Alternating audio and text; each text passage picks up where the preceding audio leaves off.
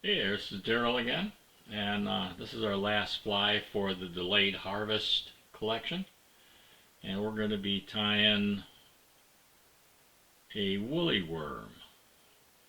And let's take a look at it, and we'll describe the materials as we tie it, but we'll take a look at one and talk a little bit about it. Well, this here's the woolly worm. From my research or reading about it, it became very popular around the 1950s. Nobody knows exactly when it was designed, but some people feel it's maybe over 200 years old. I'm not sure, but you know, it's what I've been finding out. They don't know who the originator was, but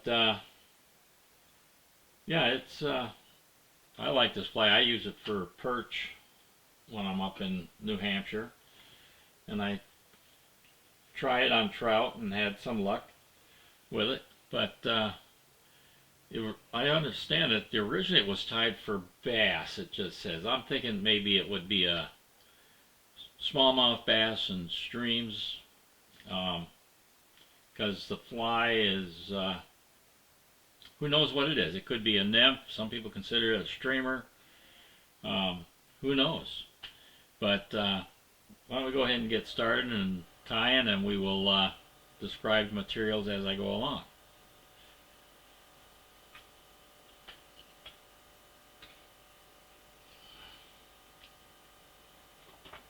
The hook I'm going to use is an Orvis fly hook.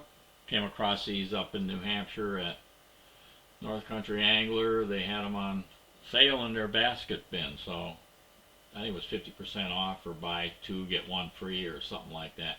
But anyway, it's a 1526. It's a 3X long, 1X strong hook. If you don't, any streamer or nymph hook that fits that description will work. And if you don't want to tie it 3X, you can maybe tie it in 4 or 2X, or maybe even a standard. But I removed my barb, and I'm going to make these weighted. I'm going to go with a 0.05, 0.15, and I don't know what the rule is, but you could probably put a big on there, but I try to keep where my wire is about the same diameter or a little less than what the hook diameter is on there. And I'm going to put 15 wraps on mine. It's up to you how much you want to do.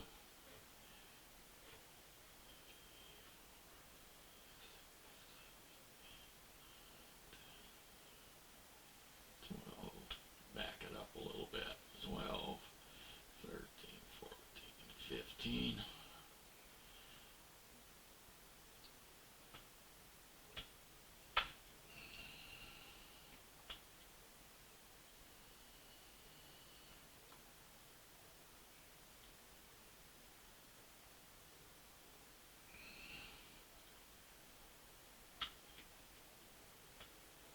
Squish it together, and I'm going to try to keep it in the middle of the hook shank. So right about there. Now I'm going to be using A-dot black thread.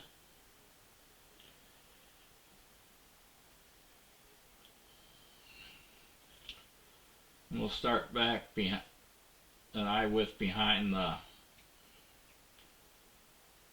eye. Use my tag end here to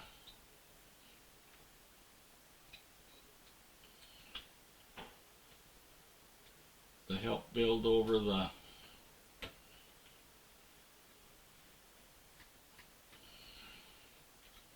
lock in that lead weight.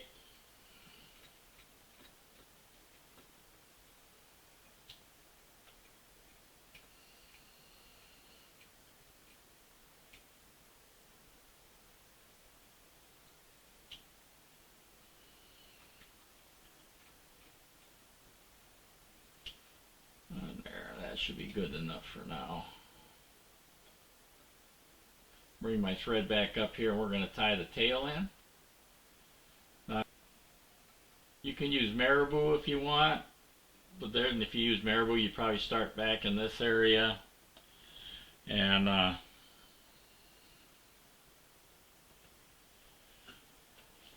that.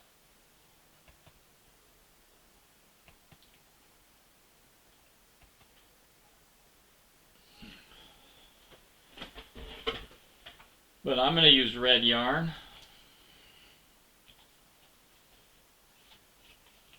And like 1 card width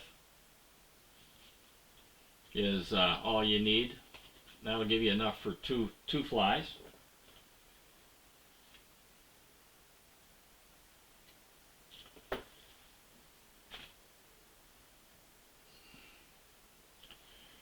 And I suppose you could even use egg yarn.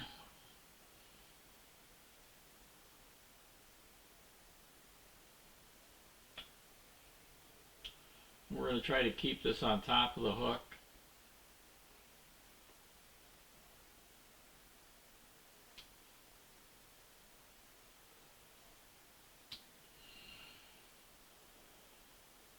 And it also helps build up the body a little bit.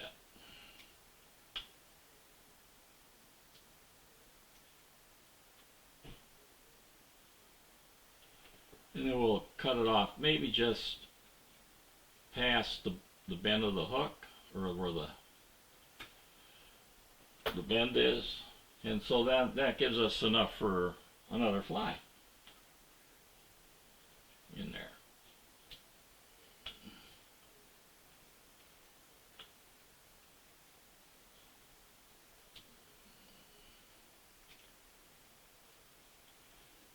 I'm going to cheat, so I'm going to tie in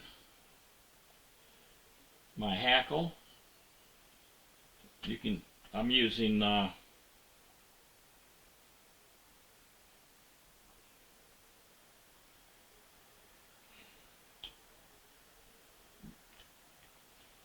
barred rooster hackle. And since I'm going to cheat a little bit, normally sometimes you would tie it back here and then use a wire rib. You could do that if you want. And while we're on it, maybe another substitution on the body could be peacock herl, dubbing for the body.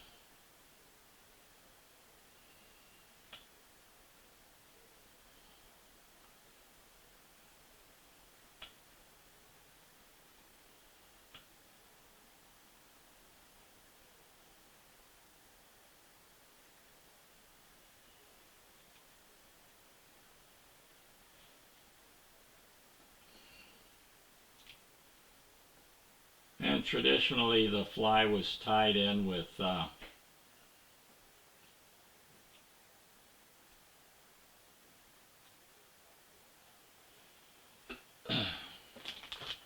chenille black.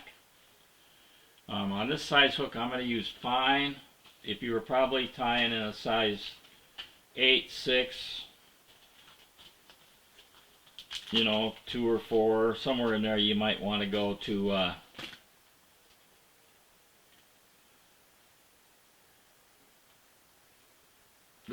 maybe the regular chenille or a medium. Since I'm tying this on a size 12, I'm going a little small. And we're going to go ahead and we're going to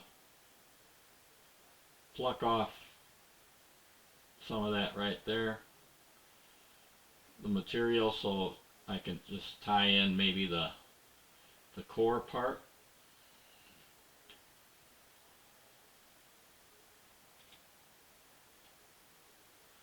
And now we'll go ahead and we'll advance our thread.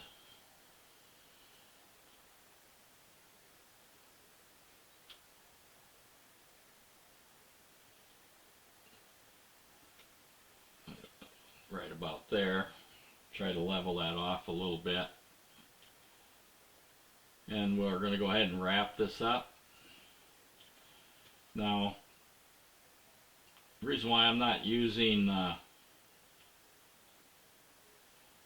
wire rib is because I feel like the chenille will protect the stem of the feather.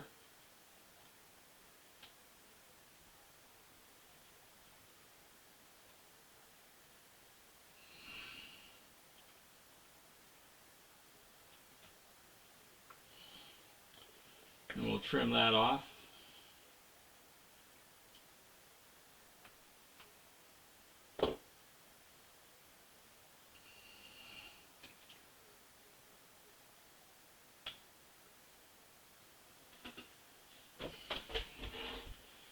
The next we're going to do is we're going to go ahead and palmer our feather. I usually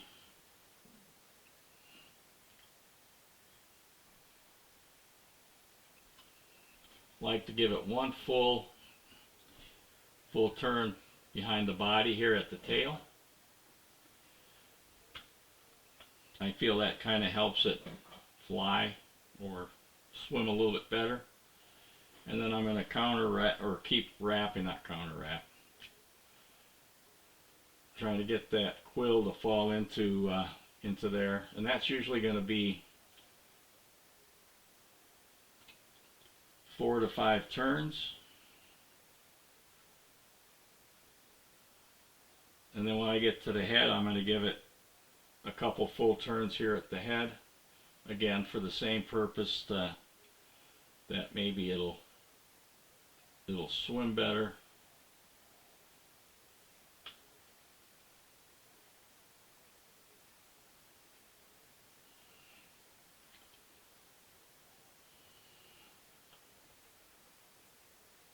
And we'll tie that off.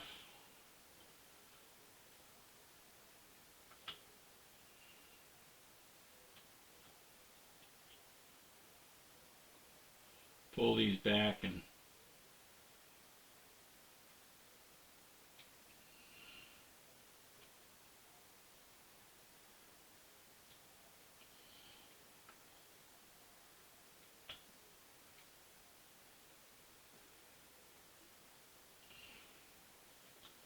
we'll cut off our excess here and build up a head.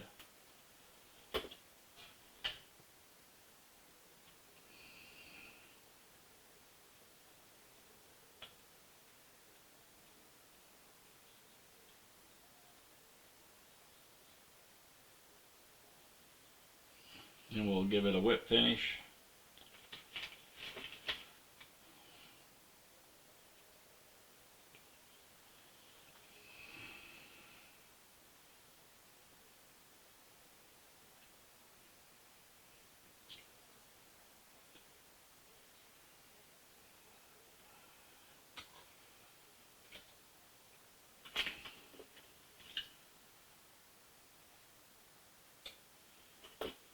And then some drop of cement.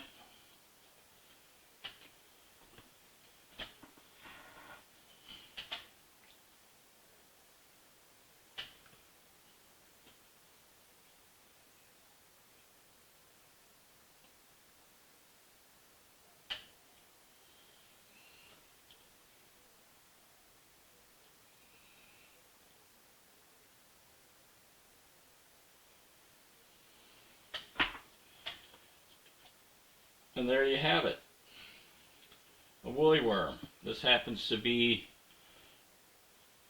the woolly bugger's daddy, or maybe mommy, who knows. But